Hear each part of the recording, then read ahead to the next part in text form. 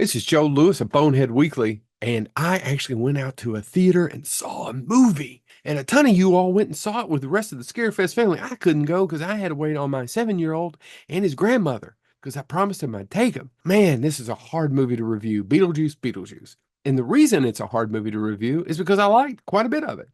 Also, I thought a lot of it was meh. A friend of mine, Peacock, Jonathan Peacock, who is one of the Western Kentucky Ghostbusters and a really good cosplayer and absolutely wonderful to my son. My son thinks he hung the moon, thinks he's a real Ghostbuster, and he may very well be. Peacock is a really good dude, but he does these one sentence, spoiler free reviews, and I think his was best.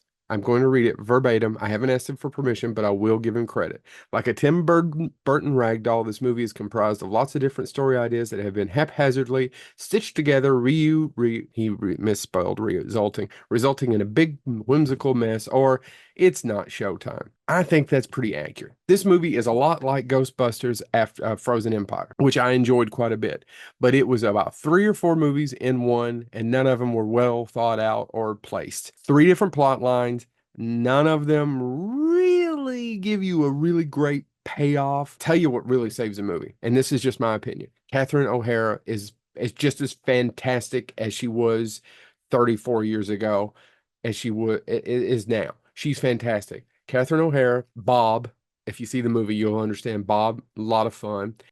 And kind of Michael Keaton. It just isn't the same. That's okay. It doesn't have to be. It's been 34 years, but it just doesn't hit the same as it did when my mind melted in 88 when I was 10 years old. And I had to watch it, and I made my mom rent it and rent it and rent it and rent it because I saw it in the theater and blah, blah, blah, blah. And it was great. I loved it.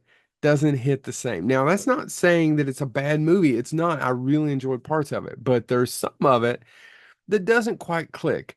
3 kind of bad guys. There's Beetlejuice's ex-wife. There's the one hidden plain view. If you've ever seen a movie, you know that's a bad guy. I didn't care for Justin Theroux's performance. I mean, I know he's playing an a-hole, but it just doesn't go anywhere. The Beetlejuice wife thing, I wish there was a more of a payoff. I'm trying to not give you spoilers if you haven't seen it. And the other thing, ooh, gosh, there's just not a raw. And then there's a dance sequence at the end. It's about 7 minutes long. If you're James Thomas or Joe Lewis, you know that the original Dumbledore, Richard Harris, had a singing career and a #1 hit with this song. Look it up in the 60s. Had a #1 hit with that song. It was #1. I'm not going to say it, but James and I used to sing it and we'd talk about it and laugh. But watching it play out for 7 minutes in $100 million movie is a little long. It is not quite as catchy as Deo, Deo.